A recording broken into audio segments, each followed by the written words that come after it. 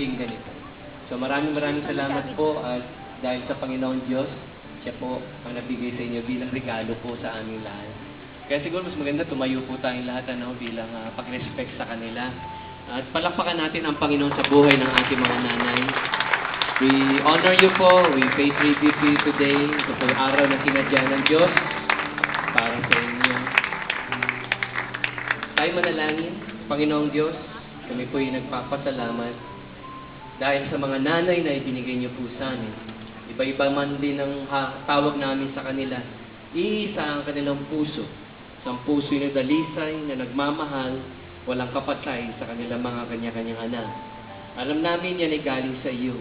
Ikaw ang nagmahal sa kanila at binigyan niyo sila ng ibang klaseng pagmamahal para sa kabila ng mga matinding sakripisyo hindi mababayaran.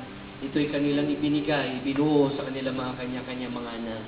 Kaya Panginoon, kami bilang representative ng lahat ng mga nagmamahal din sa kanila, nagsasabing, Panginoon, maraming salamat po. At aming pinagpapala sila, ang aming dalangin, pahabain niyo pa ang kanilang buhay. Dagdagan niyo pa ng maraming taon. Hindi lang taon na pangkaraniwan, Panginoon, kundi mga taon punong-puno ng kagalakan. Mga taong punong-puno ng pagpapala at kasiyahan.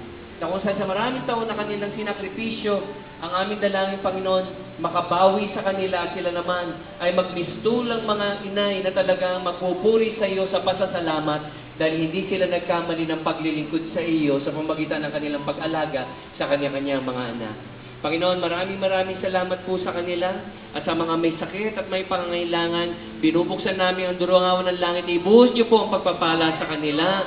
Spiritual blessing, emotional blessing, Lord, wisdom, habang sila po ay lalong lumalago ng pagkakilala sa iyo. Kaya Panginoon, this Mother's Day, ang aming dalangin, Lord God, ibuhos niyo po ang uncommon favor sa lahat ng mga nanay namin, double blessing sa kanila, at enjoy nilang araw na ito at ang mga susunod pang panahon, at ang lahat ng ito, Panginoon, kaluwalhatian sa iyong dakilang pangalan. Salamat po sa ngalan ni Jesus, ito ang aming dalangin. Amen at Amen. God bless you po. Maraming salamat.